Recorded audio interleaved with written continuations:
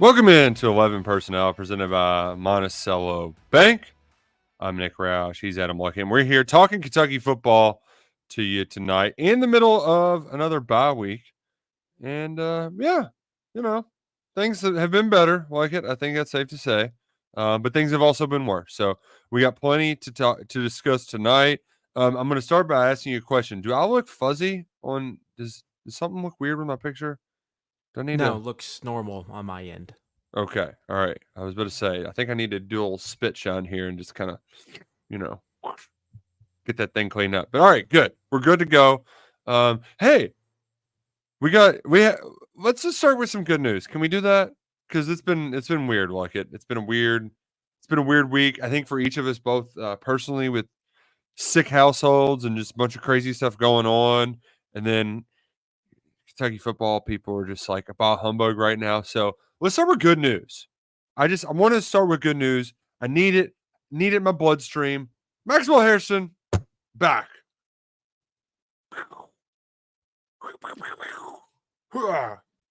Feels good. Feels good to be back. Feels good to have him back. Mark Stoops said that on tonight's show, that he's on his way back. And I'm mostly just happy for the conspiracy theorists who thought that he was opting out of the season. Very happy that we don't have to deal with that for another 10 days on the message board. Yeah, a ridiculous theory because he needed to play games to get drafted. He wasn't good enough. He didn't have enough tape to opt out. I think he's only played like 10 healthy football games in his career, give or take. Yeah, just think about how the scouts are going to look at him, right? Like, he had 1 year as a starter. Broke his hand for half of it. Played with the cast. Played with the cast. So I think that's actually a check mark in his being able to play through that. But then he got hurt in the Clemson game. Mm-hmm. And then whatever this situation has been. So durability is a question mark here for him, and he needs a strong close. He hasn't really gotten to play the meat of the schedule. What he's missed. He played the Ohio game. So he's played only 2 game. SEC games. Yeah, So he's been out for a good stretch here. They haven't. I guess they beat Ole Miss, but other than that, they haven't really had him. But to get him out there, he's one of your best players. One of your best players in the lineup. That's definitely a good sign, and you're going to play 2 good passing games here at the end of the year with Texas and Louisville. Yeah, and it helps getting cornerbacks when you're almost down to one. Which I wonder. I guess they just would have thrown a safety out there if one of those guys went down. I mean, it's kind of the position they were in. They were stuck between a rock and a hard place. So, from a depth standpoint, from a talent standpoint, from a morale standpoint, all good news to get Max back after he was down and out 5 weeks ago. More than that, 6 weeks ago, 5 games ago. So he's going to be back in action for the final 3 games of the season. Stoops was not. You mentioned on Monday, and I forget about this with the non-SEC games. They don't have the injury report for those. So we're not really sure what Brock Vandegrift's status is going to be until that Saturday. I just love that when Stoops was asked about it, he went, I'm not saying anything. Oh, but we're getting Max back. I will say that. So he's not saying anything, well, except this one thing that might make some people happy. Yeah, it seems like Brock's probably not practicing this week. He's in the protocol, I would imagine. And then with Barry and Brown, I mean, I don't know what they say rib injury on the broadcast. That's all we really know at this point. So I would say Brock will see, and then Barry and probably will see. And then D-Jack, you think that's like a shoulder or something? Because I never really noticed it. It was something that he couldn't finish a game. Gotcha. Playing through it because they pulled him against Auburn in the second half when the game was still in doubt. So you would have to. I mean, again, it's hard to say when you don't know. So J.J. Weaver, that was an ankle, looked like a serious ankle injury. Mm-hmm. I would say he's probably out still. Maybe getting back to Texas at the earliest. Maybe. Roll the dice. It's a roll of the dice. DJ Waller almost played last week, Nick. So I would assume week off, he should probably be good to go. Yeah. This next week. J.Q. Hardaway, I think it was just a cramp situation. It's true. Mincy, Dingle, I'm not sure what they're... As we keep going down this injury list, yeah. So, Now we're getting to bad news. We need to get back to good news. Good news is I'm drinking a drink out of Monticello Bank cup. Same here. Monticello Bank, they will give you plenty of good news when you stop in at any one of their 21 convenient locations across the Commonwealth, 14 different markets. NBCbank.com is where you can find them online to shop various rates, whether it's just little personal savings or you want to get a car loan. Trust me, if you're looking to get a new vehicle, don't go through the dealers. You're going to get a better rate, especially if you go through a local bank like Monticello Bank, where they've been in business for 120 plus years, because it's where people matter. They're going to stay in business because they're putting the people first at Monticello Bank, proud presenting sponsors of 11 Personnel, member FDIC, equal housing lender. NBCbank.com is where you can find Monticello Bank. One other funny thing that I just wanted to point out from the chat. We appreciate all y'all chiming in the chat. We're on YouTube each Wednesday night throughout the Kentucky football season. Love 502 Frankie, who, making the ears joke, but said Roush got a big old straight egg head, big old Pop-Tart head, which I would consider that a compliment. I've never heard that insult before. Can it be like eggs and Pop-Tarts are shaped drastically different? So I would prefer to be Pop-Tart head. What Pop-Tart is the best Pop-Tart, Adam Luckett? To me, it was always strawberry, the OG with the sprinkles. Are you toaster? No. Just no toasted at all? Yeah. I am, my wife, she's one, she would do put them in the fridge and have them cold, which I've had that with brown sugar cinnamon before, and that's good. But I could, up until I discovered the s'more cereal that is at Kroger, it's the little malto meal bag cereal, the best s'mores product, the closest thing to the real thing is the s'mores Pop-Tart out of a toaster. Like, you get the crunchiness, you get the graham in there, the chocolate, a little bit of mallow. Love the s'mores Pop-Tart out of the toaster. Just so good. So good. That's one of those things too. We're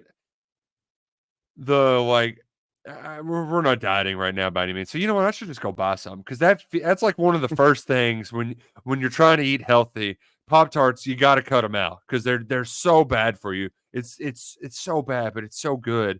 And I really wish the SEC somehow had a tie into the Pop-Tarts Bowl. I knew we were going to end there. I knew this was a long way to go about ending there. Because it's going to be unfortunate when we're not a part of bowl season this year, but it's still really damn fun. And part of what got me excited for bowl season was watching MACtion last night. Did you tune in into any opening night MACtion, Mr. Luckett? I think I watched about 8 to 12 snaps of Central Michigan. Who are they playing? Bowling Green. It was Bowling Green. Yeah, Miami played Ball Saw State. Connor Bazelak slinging it around there for a few snaps. I got a little bit of Gabbert in for Miami. It was monsooning in both games, which is it's either rain or snow is what I want in a good MACtion game. Did you happen to see the drop punt in the Ball State Miami game? I did end up seeing that on social media. Yeah, it was perfect MACtion. Like, of course, this is how we get this month started. When I first saw it, I was like, did they try to run a fake? It was like, no. He just dropped the ball because it was wet. And then it just was a disaster from that point forward. So I loved every single second of it. MACtion back tonight, couple more games. We got MACtion all month of November, and that sort of hijinks has me fired up for bowl season, just to kind of enjoy college football for the silliness. Because when we're going to have to get serious here, I like it. It's fun to just be able to laugh sometimes, and that's kind of where I'm at, because right now it shouldn't be that hard. I found it interesting, because compared to what we put out online versus what you heard on the coach's show, it's shockingly contrasting. Where anytime Stoops makes some sort of remark like, Tom Leach said, "Oh, there's 4 teams in the playoff." He's like, "Only 4? There should be 6." And then it just like people are like, "There's Stoops complaining again about a schedule." Like that's the online reaction.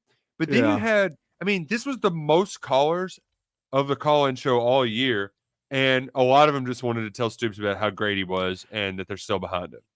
Yeah, I feel like it maybe wasn't the most, but they let him go the longest. Like there was back and forth dialogue between Stoops and some callers. They keep, he did the whole, I think we're the only team to play 3 top 10 teams or whatever, and that gets a lot of.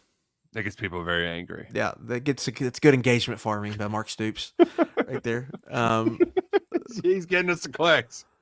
Yeah, but people's response to it, and I think it's right. It's like no one, like I think most people were probably happy with how these the games against the top 10 teams have played out. Like you won one, and you had a chance in the fourth. You had the ball down 1 possession in the fourth quarter, down 3. Not even like a touch. You could take a touchdown. If you score a touchdown, you take the lead in the fourth quarter. On the 2 teams that are going to make the playoff that you played, 2 or 3 teams that are going to make the playoff. That's not why people are mad about the season. It's not the top 10 games. It's literally every other power conference game you've played. You've played awful, and that's why people are mad. Oh man. So where do we begin? Do we go back to what he said on the teleconference, or do we stick with the call-in show? I'm passing the baton to you because we can just go. We can just go in order. We can do teleconference, and then there was some roster management stuff, and then there was some oddly, like the Eddie Grand topic came up. Well, we'll have the Eddie Grand topic coming up. I almost want to start there because it's one of my favorite things to bring up. Because it's not an Eddie Grand problem; it's a Liam Cohen problem that people are like that. They won't allow themselves to get mad at because they think he's God's gift to football. It's very frustrating for me. But that's Nick, what you call him. You know he might listen to this, so be careful what you say. Oh, you mean? I mean, hell, he almost beat the Chiefs last night. We might as well give him a Lombardi trophy, right? Like, offensive coordinator of the year. I do appreciate too that Pardon My Take is they're trying to get Liam. They just want him to take Todd Bowles' job. Like that's how much people are falling for Liam Cohen, and it's driving me nuts. But we're teasing that. We'll put that on the back burner for later because I don't know if people have ever listened to an SEC coach's teleconference, a recording of it. We used to put them on the YouTube channel last year, but I think only 20 people listened to it, and it was just like we're dragging ourselves down. It's an anchor. It almost sounds like they're talking in like a walkie-talkie or something. It's very muffled, and it takes me back to like Jefferson Pilot SEC era. Like I feel like I'm in 2003 in some of those teleconferences. They did upgrade to Zoom this year. So some of them you get a little bit better. Lane Kiffin still doesn't. I mean, he is just like, how can I make this as miserable as possible for everybody involved? That's his goal each week, to get out of there as quickly as possible. But for Stoops, it's a bye week. I'm like, all right, he's not going to say anything. And there's a guy who he's Mr. Like, this is his Super Bowl every week. Steve Moulton, WZZN. It's a radio station in, is it Huntsville, Alabama? It's somewhere in Alabama. But he ends up asking a lot of questions at media days too. Yeah, it is Huntsville, Alabama. But Steve's always got something for Mark Stoops, no matter what the context is. And today he's just like, you know what? Let's talk about NIL. Let me just ask you. And he did it in a roundabout way that kind of got Stoops going. And once Stoops got going, he just kept talking. And it was essentially, the question was, how much do you talk to other coaches about where the sport is, what's happening? And Stoops essentially said, we do talk. Most of our job is trying to win football games. But if we get a chance, we kind of want to be on the same page. We try to help, discuss it, and if nothing else, maybe vent to each other, which they're the only people who know that situation. So that totally makes sense to me. Like, if you're going to bitch and complain about NIL and the portal, there's nobody better to hear that message than somebody else who is willing, who wants to bitch and complain about it. But he says, I'll keep that to ourselves because I don't want it to be any headline because everybody will say we make too much money to complain. And that's true. But we're just looking for solutions to try to help the game, get some common sense approaches to help the future of college football. And this goes back to something that just keeps happening, look it. He keeps saying things. It's like, I don't want to make a headline, but let me make a headline. Yeah. I don't want to make excuses, but I'm going to make some excuses. Yeah, and I think the part you didn't get to was the saying one player on the team. We're just getting started. That's just the tip of the iceberg. He said, heck, I had a long conversation with a player yesterday. He's just a phenomenal young man, great human being, and is frustrated by the way things are too. He wants him to go back. If you ask him, he can give the money back and go back to just old school and build the camaraderie and have a team of things of that nature. So it's not just us. It's not just coaches whining or crying like people are going to say. I'm not doing that right now. It's just a fact. There's moving pieces, and we have to make sure we're staying up with. Clearly, there's been a few things I could identify that I didn't do a good job of in the last couple of years. Said I don't want to get into that because I don't want to make an excuse. I just didn't do a good enough job. And honestly, that is how I sum up a lot of this stuff is just the end. Yeah, I think the player money thing maybe got the most attention. Mm-hmm. But at the end, that's the most important. Now, he won't tell us, so we'll have to speculate. And I don't know why he just won't. Maybe that's his card that he's waiting to play if he comes back. He's like, here's X, Y, and Z of where I went wrong. And he doesn't want to say that now because some of the X, Y, and Z could be about the players that are currently on his team. Because something that got brought up on the coaches show was about how much offensive lineman costs. Like somebody was asking about in the chat earlier, like, can we reallocate money to give to offensive linemen? Go ahead.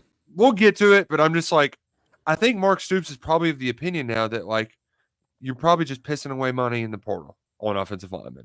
That they're just that's probably where his head's at. I don't know, but maybe that could be one of the mistakes he's alluding to. I'm glad he said that. I wish he didn't bury it on the teleconference though. Like it's going to end up being a story, but that's the kind of message that I think might go a long way if he said that on the coaches show when talking about where the program is and big picture stuff during this week. Clearly, I've made some mistakes, and I've got to rectify them. That feels like a message that people would want to hear, and that might be the only message that people want to hear right now. Luckett. Yeah, that's a postseason message.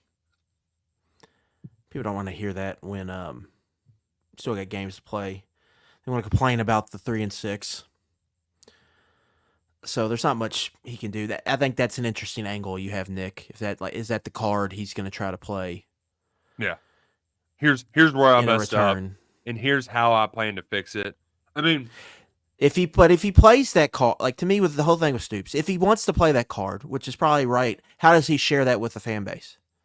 Like, is it just on the coach show with Leach?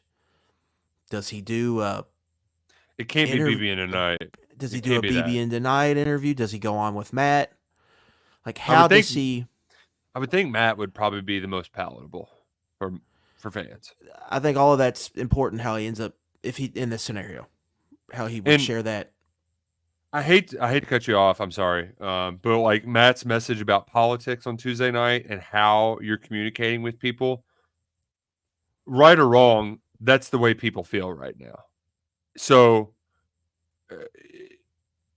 the way that Stoops is talking, people are feeling the same way that Cal used to talk to him. And that's why anytime he talks about NIL, they're just like, get the hell out of here, Mark.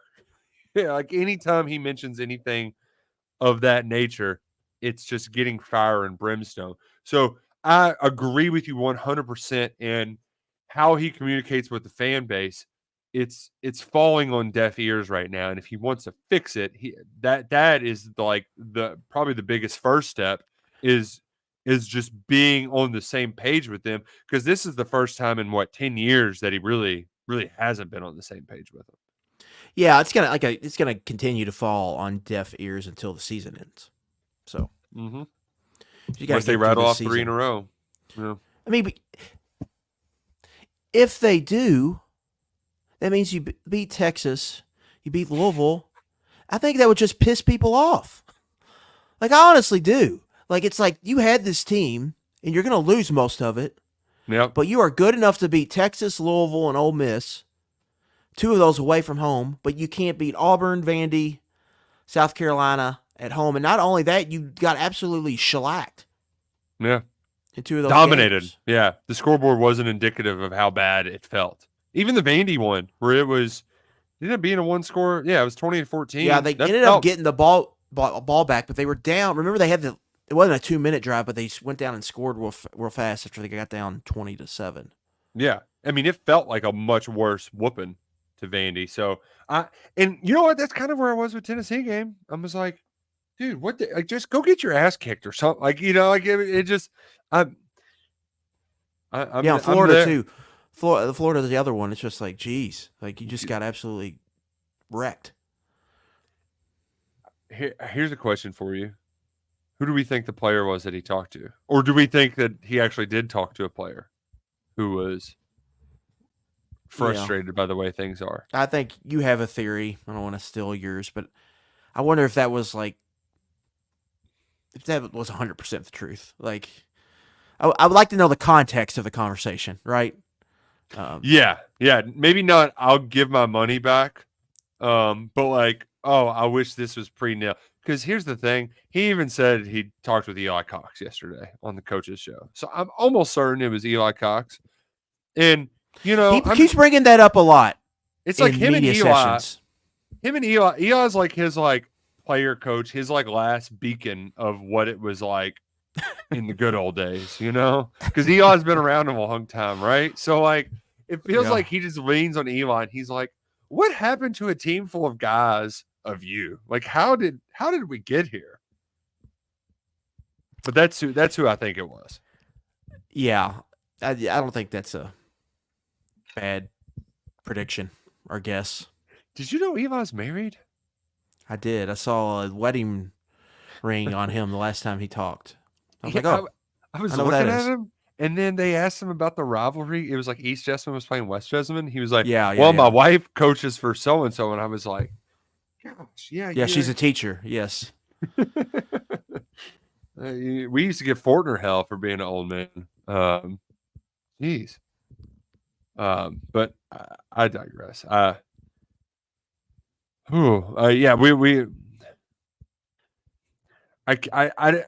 We took the words right out of your mouth. yeah.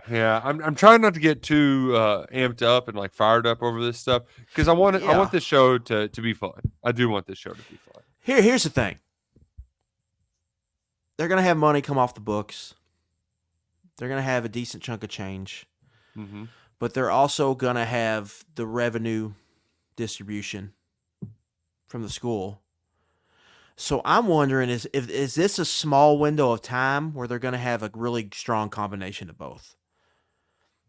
Where they're going to have the money from the school to split up, but they're also going to have this big NIL chunk that has been raised here recently. That might be harder to raise, Nick, once the rev share kicks in. Once people figure out, oh, they're getting paid like this much, why do I need to keep giving all this money? So can they take advantage of that? The only issue is they're going to need a lot, like a lot. Do they want a new quarterback? Quarterbacks cost money. Yep.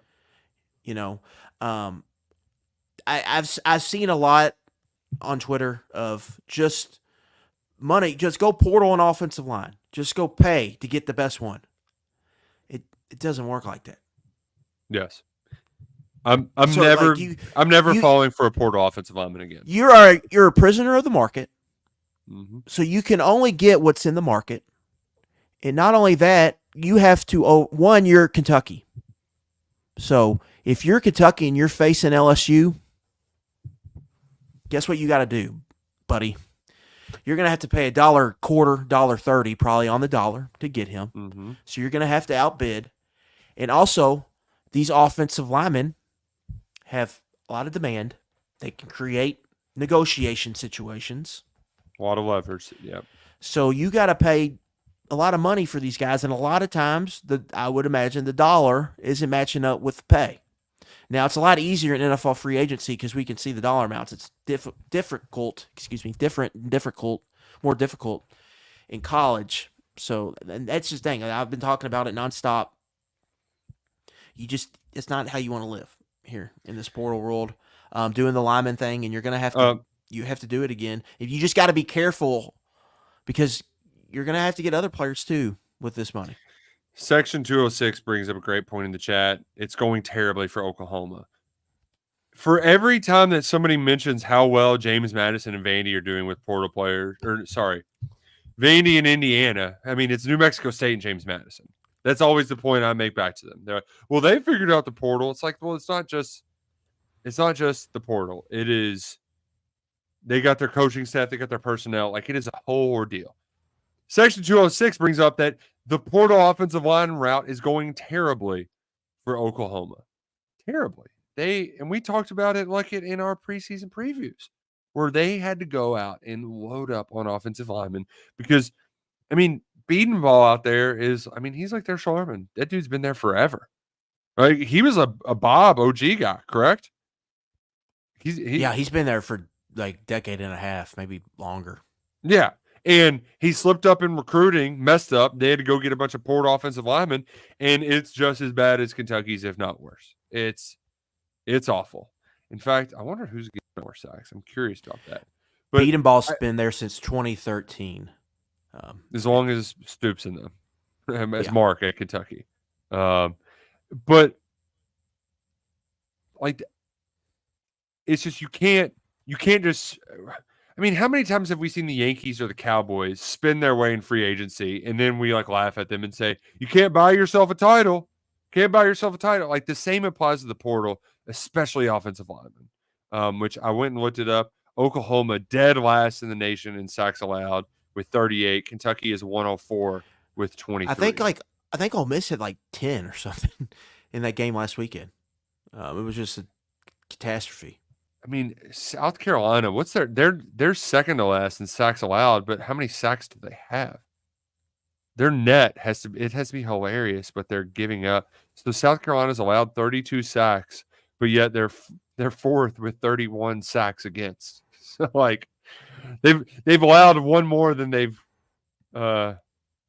actually had themselves. That was a weird little tangent there. But to your point, you can't spin your way out of it in the portal. And that gets back to the big picture question on what Mark is going to do this offseason, because it's not going to be easy. You can't just, maybe you can get away.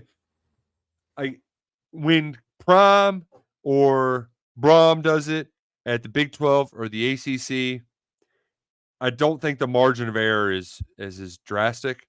And Prime also got a 5-star guy to play tackle for him. I mean, he's a freshman, but the kid's still built like a 5-star guy, and he's going up against Big 12 pass rushers. So it isn't as steep as a hill. I just trying to imagine what roster-wise, from a talent standpoint, we're 1 month till signing day. The future looks pretty good, 2 or 3 years from now.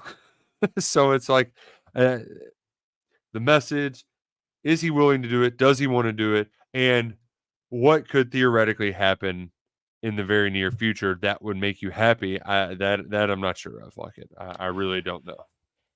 Yeah, I want to point this out. The 2024 class, this first year, I think has been a good year. First year for that class. You've got guys that I think you could project to becoming potential starters. Ryan Nichols, he's starting right now. Yeah. Cam Dooley, I think he's got a chance. Harley Gilmore, I think, is going to be a good starter. Abaselm, we've heard really good things. I like Jason Patterson. Willie Rodriguez is going to be Stack'em Souls. I think there's a lot there potentially with that. One of the Rod defense Smith, the guy I'm so high on. Yeah. And then the 2020 and then the 2025 class, obviously. I think an issue they're running into, Nick, is I'm worried about this 23 class. Now let's start with the good. Jamarian Wilcox looks like you have something there. Ty Bryant, Mm-hmm. quality starter. Malachi Wood, we'll see.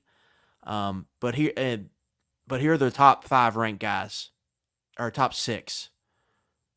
Shamar Porter gone. Grant Godfrey, we haven't seen him bust through. Avery Stewart's not even playing. He's not even playing special teams.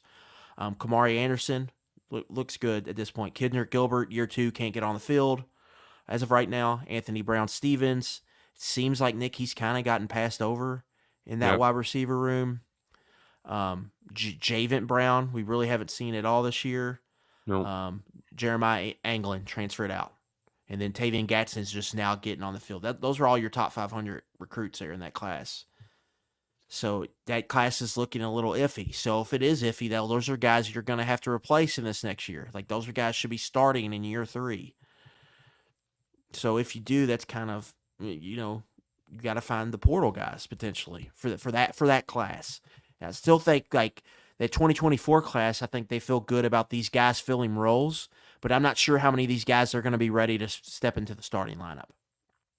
And specifically on the offensive line, is Abasem going to be ready next year? And you don't know. Where's Mark Nave at, the former Ohio State commit? So there's all of that. And portal-wise, I did think it was notable that Mark Stoops said they had a 5-hour personnel meeting this week, which to me was really all about where their portal direction is. And they were probably watching guys for tape that they thought maybe potential portal guys, and they were probably not approving guys, targets. And then I'm sure there's plenty of also who's redshirting, who do we want to keep, who do we want to say see ya to, like that of it as well. You had a post up on KSR Plus with a little bit of a Redshirt Watch. If you aren't a member of KSR Plus, promo code UK1 will get you access for 2 months for only $1. That'll get you through signing day, because signing day is 1 month from today. So please go ahead, sign up for KSR Plus now. If something happens, you're going to hear about it there first. Trust us. We got all the intel you need about this program on what will be. Like, you need to be locked in with KSR Plus through December, and promo code UK1, that will get you there. And I mean, hell, just do it. Trust us, do it. I'm fascinated by what's going to transpire with some of these older guys. Who knows where their head's at? We won't know for a while. Chip, I got no clue what that guy's going to want to do. Here's one thing I'll say about Chip. I guess he's a grad now, so it's easier. But do you really want to go to 4 schools in 6 years? I would honestly bet on him being back next year just because of that.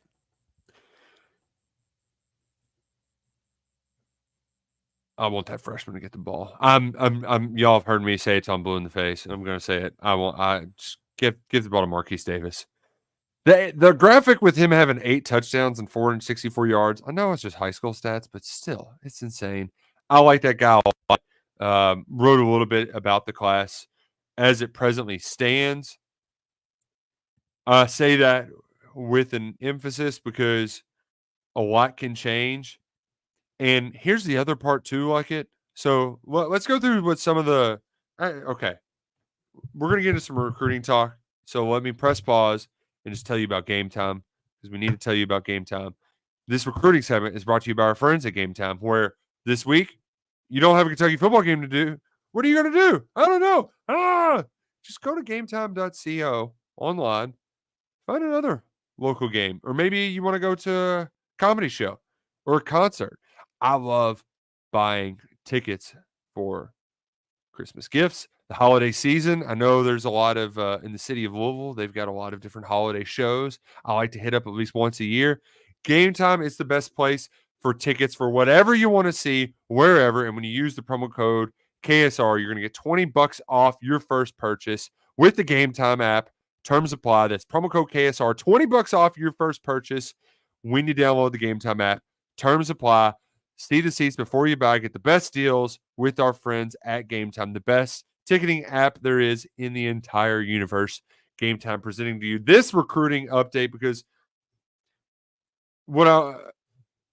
I would like to preface this by saying our normal,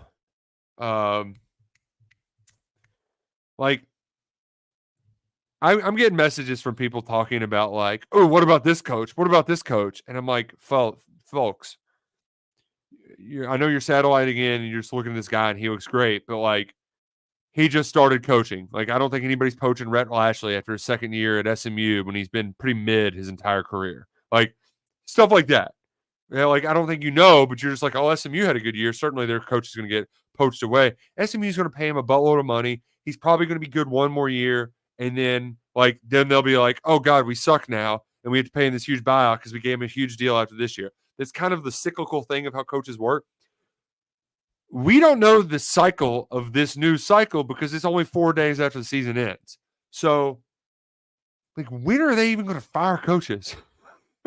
I mean, that's what I'm most fascinated about this I offseason. have no idea. Like, the timing of everything is way off because they've moved signing day up. The portal's still late. I have no idea what the timing is going to be, the flips. And then here's the other part, too. Like, NLIs don't matter, but even if you sign, if the coach leaves, you can hit the portal. So really, it shouldn't matter.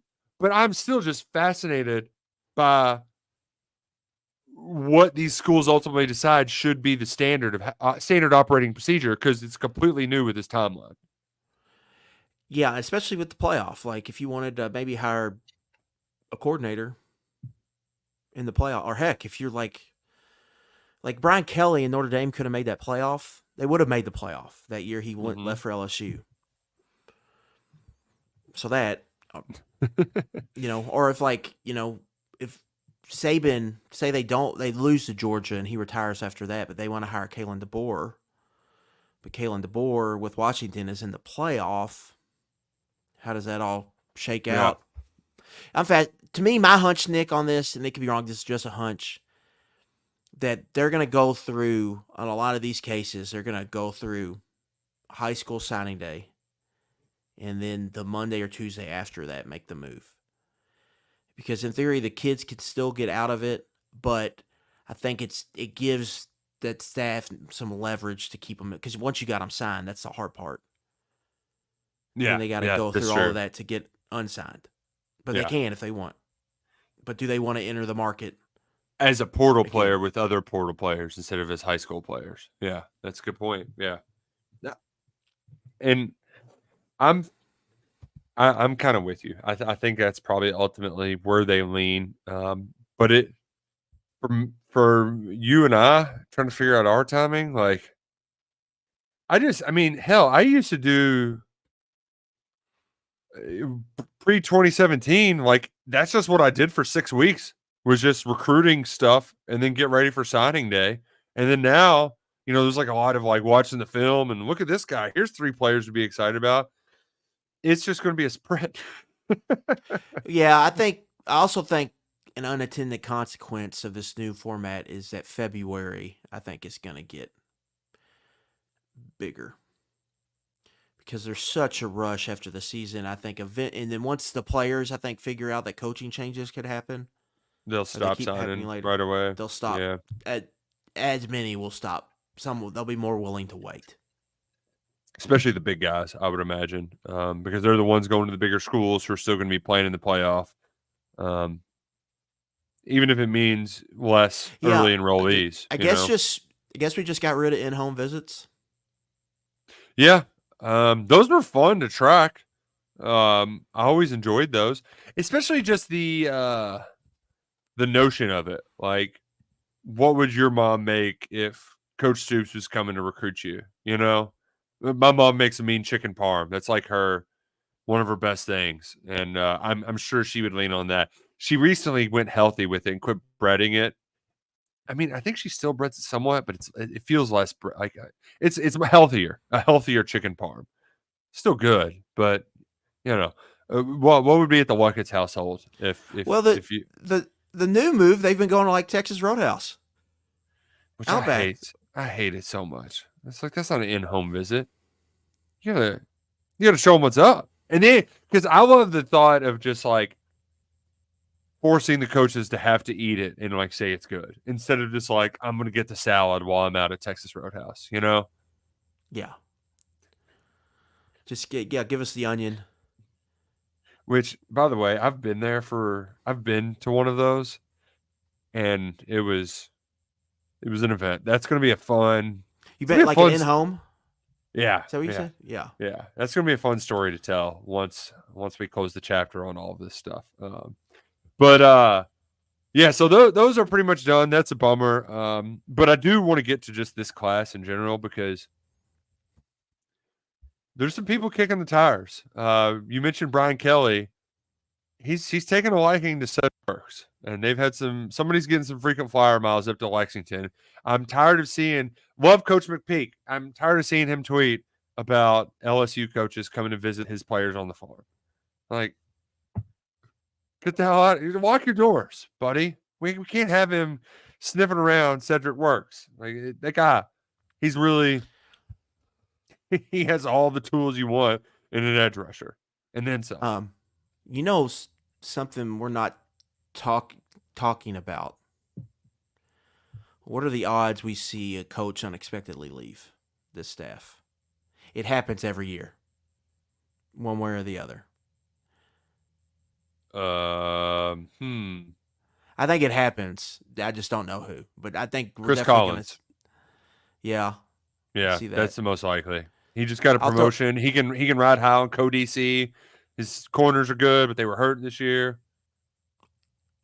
I'll throw this out. I don't think it's going to happen, but if he were ever going to try to leave, this would be, I think, the year Brad White would do that. Yeah. Yeah. I think it makes sense from a timing standpoint for him. Yeah. I don't think it's going to happen, and something has to align for that to happen, but I do wonder if he's going to be more willing to look or listen. In this offseason. I'm with you, and you know what? And then if that happens, if that happens, then where they spiraling. He could get that clip from post-game Tennessee and just attach it to his resume, and hope it looks, because that was that's the kind of stuff you want to hear from your ball coach, especially to parents. You want your kid to go play for a guy like that.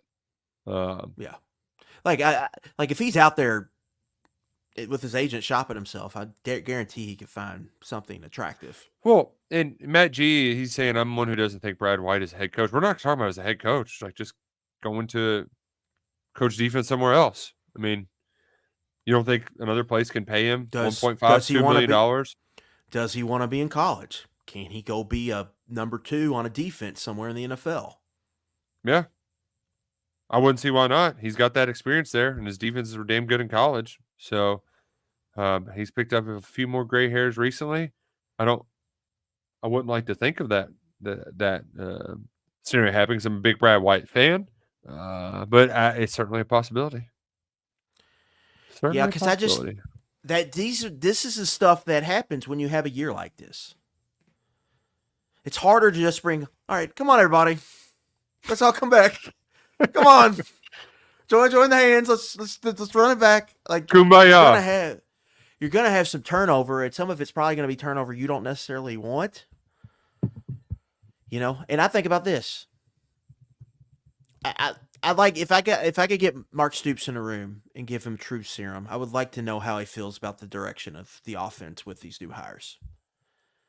Like, obviously this year isn't going good, but does he feel like they can really get going offensively? I would like to know because that might come down to, if he does make a decision, that might be what it comes down to. How much he believes in the offense or not. The staff, Here's the other part too. Like I was thinking about this the other day. I like your big bombshell. Here's my big bombshell. But it shouldn't really be one. This offense has the pieces to be good, but they're stuck running something that they don't need to be running. In order for a pro style to work, you have to have a quarterback who can manage a challenging operation mentally. You have to have a good offensive line who's capable of moving guys down the field, and that quarterback's got to have a quick processor. They don't have a good offensive line. They don't have a quarterback with a quick processor. But they do have some explosive players on the edge that if you get them in space, their issue, they just haven't been able to get anybody in space. That's been a big thing to me, really, all year. So, you know what you could do like it? You manufacture it by spreading out the defense, and you play a spread offense, and you give Brock Vandergraaf quick reads, and you get the ball out of his hand quickly. The parts to run a good spread offense. You mean Wilcox couldn't be an explosive back? We spread that, take another guy out of that box because they're spread it out a little bit more. They threw it to 9 guys last week. I don't think the receivers are great, but it makes the offensive line look not nearly as bad. Like, I think if they were running spread this year, it would mitigate all of their major issues except for the red zone. Because, like, the red zone, it gets tight, and you just got to be able to figure things out. But you know what? Maybe you just pull a Josh Caddis and you score from 27 yards out. I also wonder if it's like Busham didn't, like, his offense didn't change much. If you go back and look at Boise, they still did under center stuff. Mm-hmm. Still got heavier personnel sets and all that. But I do wonder how much of it philosophy-wise is just Stoops has a checklist. Like, I want to be pro style. Yeah. I want to run slower. I want to play a lot of 12 personnel. Yeah, which yes, I bet a lot of it is, but here the other side of it though is like, I know you like your tight ends. Well, let them run routes or spread. Like, at a certain point, it feels like they just missed the boat on, like, there wasn't something as drastic as all of your quarterbacks getting injured and you having to play Lynn Bowden. Like, it wasn't as obvious, but honestly, it should have been that obvious in the Vanderbilt game. Well, like when you can't, you're playing with these thin margin of error. Like, you need a drastic shakeup. They've ran this offense. They've been in this pro style family since 21. This is year 4. It's gotten worse every year. 22 and 24, they're bad in a lot of areas. 21, they were really good. Mm-hmm. But 23, they were super inefficient. And that was their biggest issue. They had no efficiency, and turnovers were a massive problem. So I think that 23 offense had a lot of highs, but it had a lot of lows. It was very much a peak and valley season.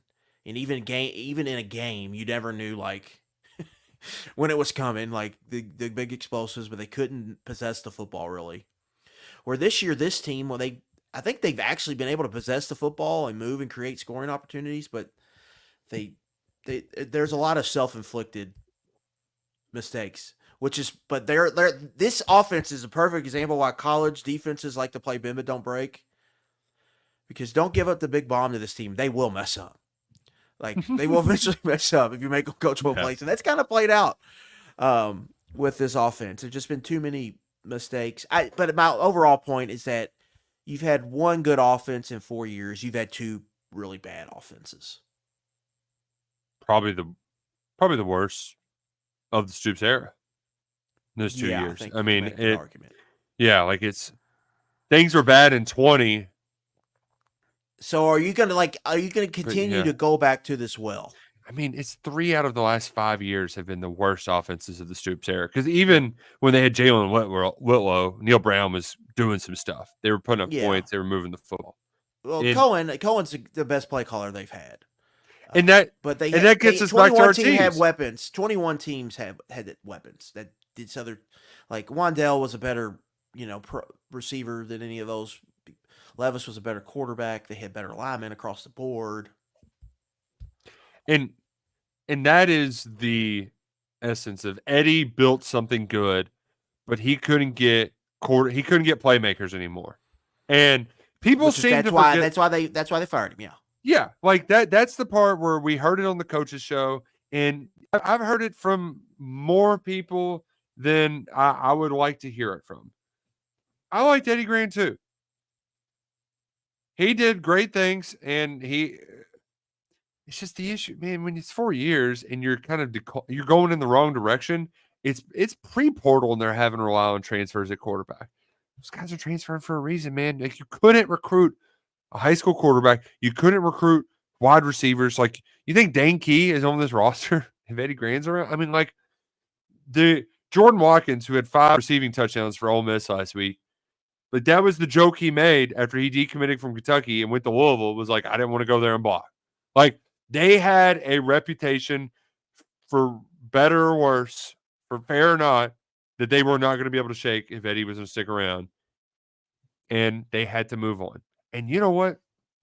Like, Stoops made the best and worst decision because Cohen was so good, and he's going to be an NFL head coach. And, at the start of the show, like, part of it's definitely sour grapes for me because in my mind, I think he could be in the same position he's in right now if he just stays 2 years and doesn't get to just do whatever Sean McVay says. Maybe feels like he has to do whatever Sean McVay says to get that job back. But he took him to the bone zone by leaving after a year, and they've never recovered from it. Like, that was their opportunity. And you know what? Stoops was going to leave, and it was going to be a total rebuild, and it was going to be fine. But that was your opportunity to go win 10 games. Somebody else was going to have to come in and rebuild that offensive line and just do a lot. And instead, he screwed him. He just did. And so, like, the hindsight, like, if you just look at where the offense is, like, only one is even close to what Cohen's did, and that was when Steven Johnson had Jeff Badette and Juice Johnson to throw to. They had 2 receivers instead of just one, and then they also had 2 1,000-yard backs, one of which is the school's all-time leading rusher, and a pretty damn good, like, they had a couple all-SEC offensive linemen. Like, they got that thing rock and rolling that first year, but there's only been 2 good years. And so I don't know. Like, I like Eddie Gran, and I'm glad that Stoops actually kept him around because I think he needed somebody like that around just to, like, bounce things off. But Stoops made the right decision at the time for Cohen. He just needed that to only be a 2-year deal. And when that became a snip, snap, it created more problems. And they have just, like, compounded exponentially. Like, it's you know what he did? Look it. He hit the little, you put your chip on the thing in blackjack, and then you hit it one time, and then you feel like you got to do it every time. And then all of a sudden you look up and you say, where the hell's all my damn money? It's all gone now. That's what Stoops did. Like, he hit it the first time he played it, and then now it's like, oh, well, I got to keep playing it. And then it's just miss after miss after miss, and just all of those errors have compounded. And it's hard to dig out of that hole, man. The O-line coach, too. I mean, that was... Oh, yeah, he's a part of that, yeah, because he dipped as well after the 21. They got one and done about the two figureheads they were building the offense around moving forward. Yeah. And so that created a hole and they're trying to climb out of still. Yeah, I don't know. I mean, like, that's one thing I keep coming back to. Like, I really do think, Nick, like, it's a teardown a little bit 2025.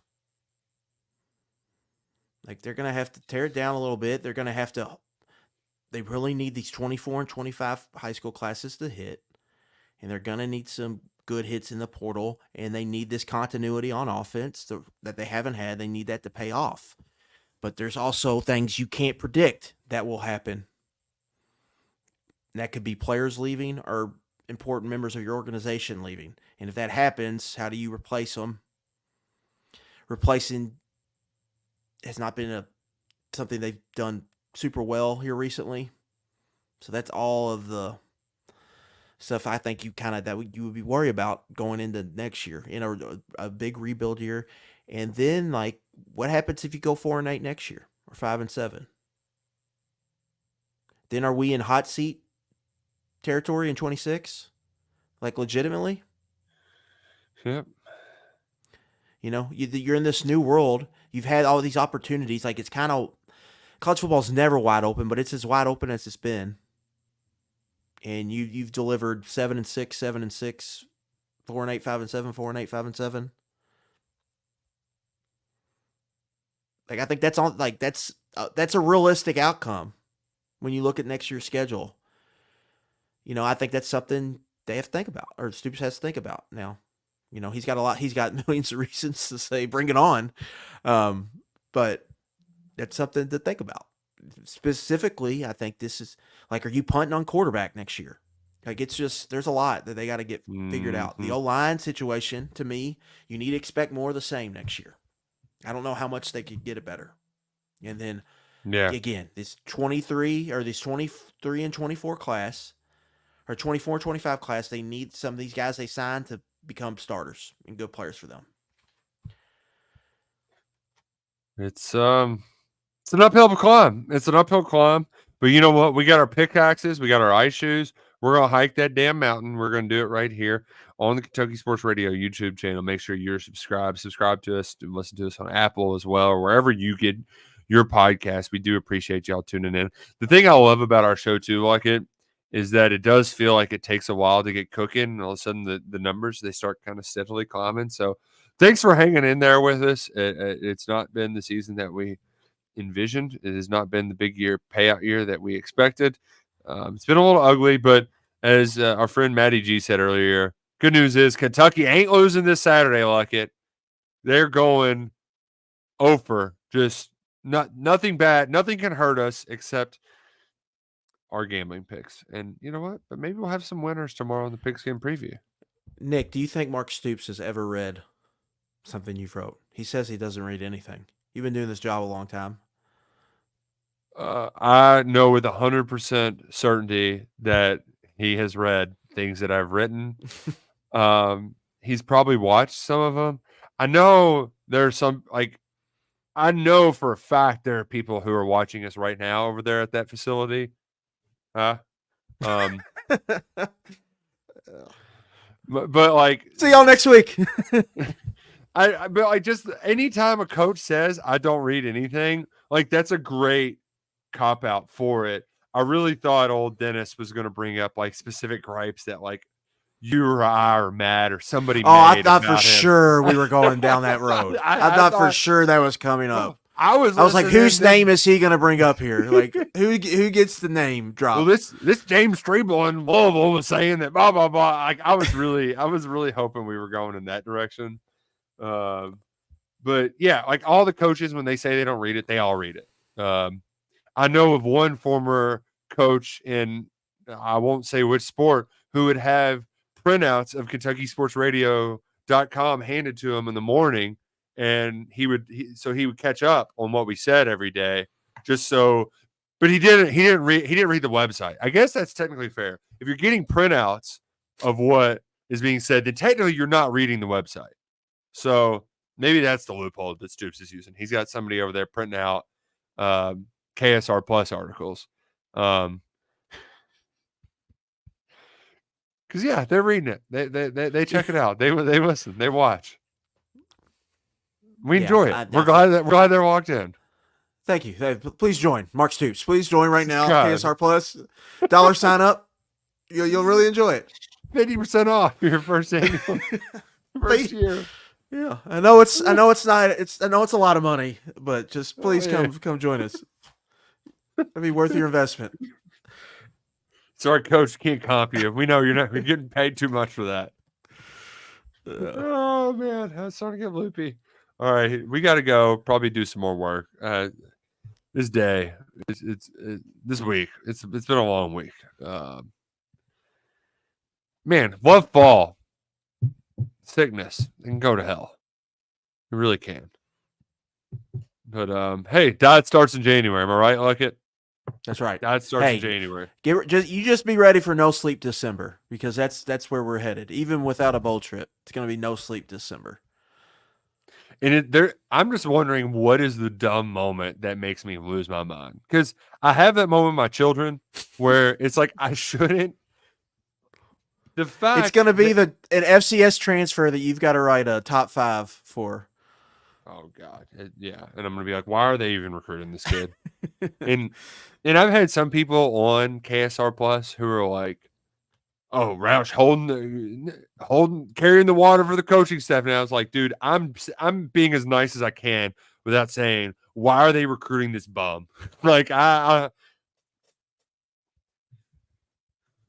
we'll get through it like it. It'll be fun. Always do. Lots of content. It's part of the job. And, we'll have some fun in between. I'm going to go watch some MACtion. Let's go watch some MACtion and have a few laughs. How about it?